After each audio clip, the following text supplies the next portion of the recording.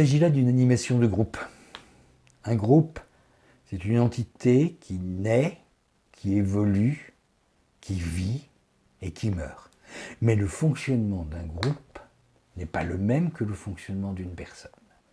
Quel que soit l'animateur d'un groupe, qu'il soit animateur professionnel et qu'il soit bénévole, il sera face à un groupe et confronté à ce qu'on appelle, nous, les phénomènes de groupe. Petit à petit, avec l'expérience, il apprendra à les repérer et à les prendre en compte dans sa pratique. Il est préférable de commencer avec des groupes restreints, 3-4 personnes.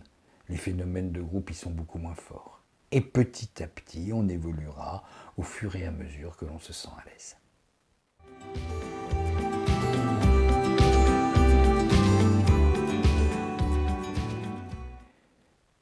Une séance d'animation de revue de presse est souvent séquencée en plusieurs parties. Le démarrage.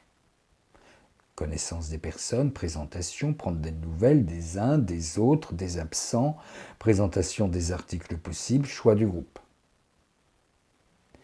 Ensuite, la première séquence, avec la lecture de l'article, puis les réactions des participants et enfin les échanges dans le groupe. Ensuite, on passera aux autres séquences et aux autres articles qui s'enchaîneront. Enfin, conclusion, c'est la prise de rendez-vous pour la fois suivante, la séance suivante et souvent un temps de convivialité. La force d'une revue de presse se situe dans les échanges. Dans les échanges sur un point commun qui est le thème que l'on a traité et le support commun qui est celui de l'article que l'on aura lu.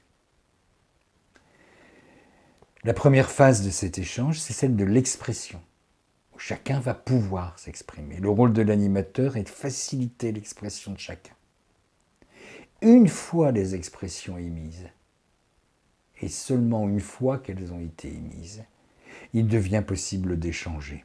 C'est à l'animateur de regrouper les opinions, de relever les points de convergence, de souligner les différences, de mettre en relief tous les éléments qui vont être sujets de débat et d'échange.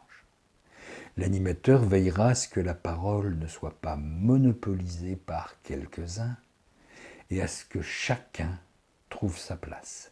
C'est son rôle, c'est sa responsabilité.